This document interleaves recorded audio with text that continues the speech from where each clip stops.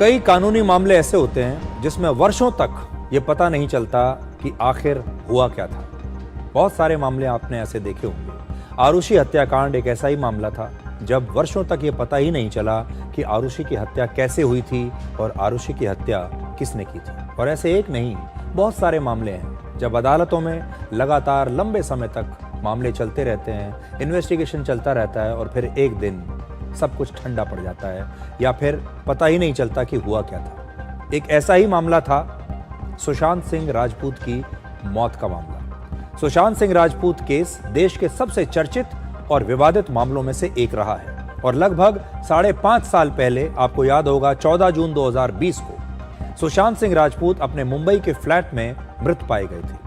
और अब इस केस में सबसे बड़ा अपडेट आपके लिए यह है कि सुशांत सिंह राजपूत का परिवार सीबीआई की क्लोजर रिपोर्ट को चुनौती देना चाहता है। उनका कहना है कि ये रिपोर्ट अधूरी है और सुशांत सिंह के केस की फाइल अब दोबारा खुलनी चाहिए, ये इन्वेस्टिगेशन दोबारा होना चाहिए।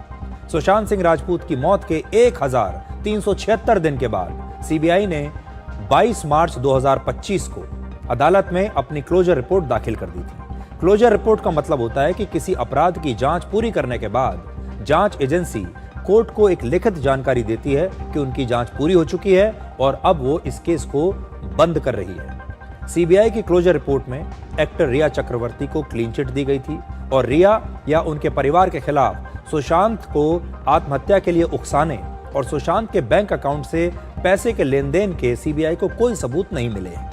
सीबीआई ने कहा था कि सुशांत सिंह राजपूत ने आत्महत्या की है।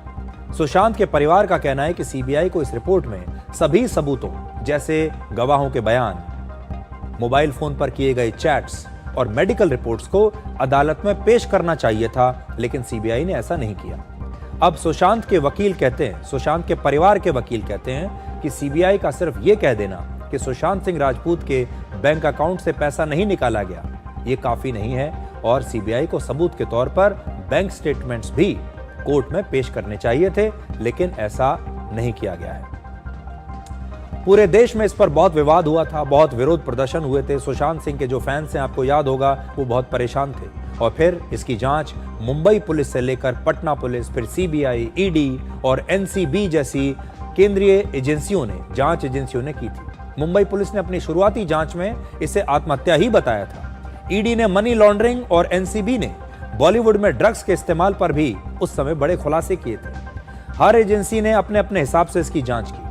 ड्रग्स के केस में ही रिया चक्रवर्ती और उनके भाई को गिरफ्तार भी किया गया था और ये मामला आज भी बॉम्बे हाईकोर्ट में चल रहा है। सुशांत की मौत के करीब 5.5 साल बाद बीत चुके हैं, पर उनका परिवार आज भी मानता है कि यह मुद्दा सुलझा नहीं है और सुशांत की मौत कैसे हुई, यह आज भी एक रहस्य बना हुआ है। इसलिए सीबीआई की क्लोजर रिपोर्ट दाखिल किए जाने के 214 दिन के बाद अब सुशांत सिंह राजपूत के परिवार ने फैसला किया है कि वो इस क्लोजर रिपोर्ट को चुनौती देंगे और सुशांत का परिवार चाहता है कि इसकी इन्वेस्टिगेशन दोबारा से की जाए और उस क्लोजर रिपोर्ट को चुनौती दी जाए। आप भी याद कीजिए, सुशांत सिंह राजपूत का एक ऐसा केस था जिसमें बहुत सारी थ्योरीज चली। ये आरोप लगाए गए कि ये बहुत बड़ा नेक्सस था, ये आरोप लगाया गया कि बॉलीवुड का ही एक ग्रुप था जो उनके पीछे पड़ गया था, उनकी हत्या की गई है या ये कोई षड्यंत्र था। और फिर सीबीआई ने बाद में कहा कि ना ये हत्या थी, ना ये कोई षड्यंत्र था, बल्कि सुशांत सिंह राजपूत ने आत्महत्या की थी। लेकिन ये आत्महत्या वाली थ्योरी बहुत सारे लोगों के गले नहीं उतर रही है और इसीलिए अब सीबीआई की उस रिपोर्ट को चुनौती आगे चलकर दी जा सकती है।